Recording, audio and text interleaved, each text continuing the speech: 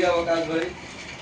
आज मेरे ही आवास पे हम लोग सारे कांग्रेस जन जो है राजीव गांधी जी का शहादत दिवस मना रहे हैं, उनकी पुण्यतिथि मना रहे हैं।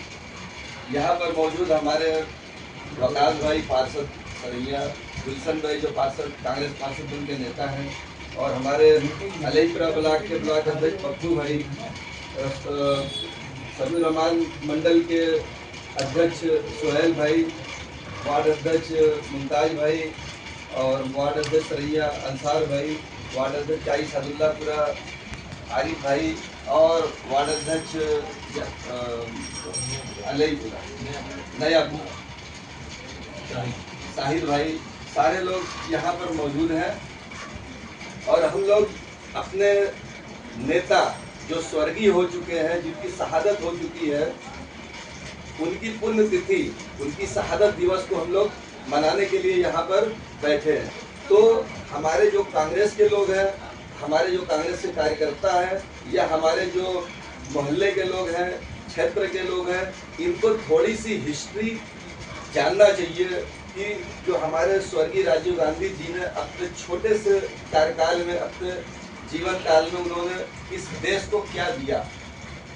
सबसे पहले 1988 में आप लोग को याद होगा कि वोट देने की जो उम्र थी वो 21 साल थी, और उसको 18 साल करने वाले हमारे लोकप्रिय नेता स्वर्गीय राजीव गांधी जी हैं।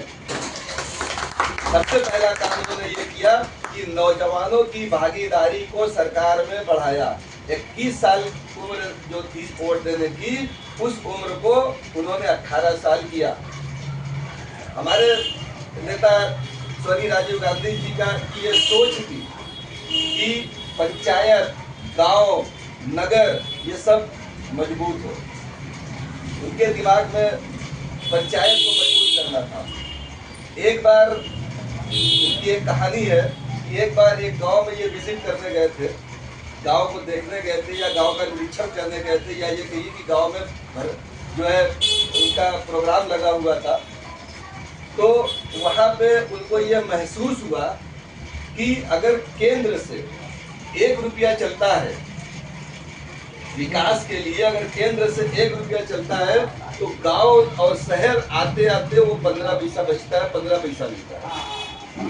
इन्होंने सार्वजनिक मंच से इस बात को कही कि हम 1 रुपया भेजते हैं और गांव और शहर में 15 पैसा पहुंचता है, ये भ्रष्ट तंत्र है। और अपने ही सरकार में अपने ही भ्रष्ट तंत्र की पोल खोलने वाले हमारे स्वर्गीय राजीव गांधी जी हैं। और उसके बाद उनको लगा कि ये जो बंदरबाट पैसे का हो रहा है, वो बंदरबाट पैसे का नहीं होना चाहिए।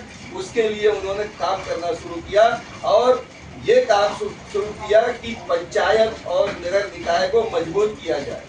और उसके लिए उन्होंने 74वां संविधान संशोधन और 73वां संविधान संशोधन की मंजूरी दी। 73वां संविधान संशोधन में पंचायत और गांव को मजबूत करने का पूरा नियम और कानून है, और 74वां संविधान संशोधन में शहर को मजबूत करने का कानून और नियम है। और उसके बाद ये उनकी शहादत के 2 साल बाद 21 मई 1991 को इनकी शहादत होती है, और 1993 में ये कानून संशोधित हो जाता है। केंद्र सरकार ने, नरसिम्हा राव की सरकार ने केंद्र को ये मंजूरी दे दी थी कि इस कानून में संशोधन कर दिया जाता है।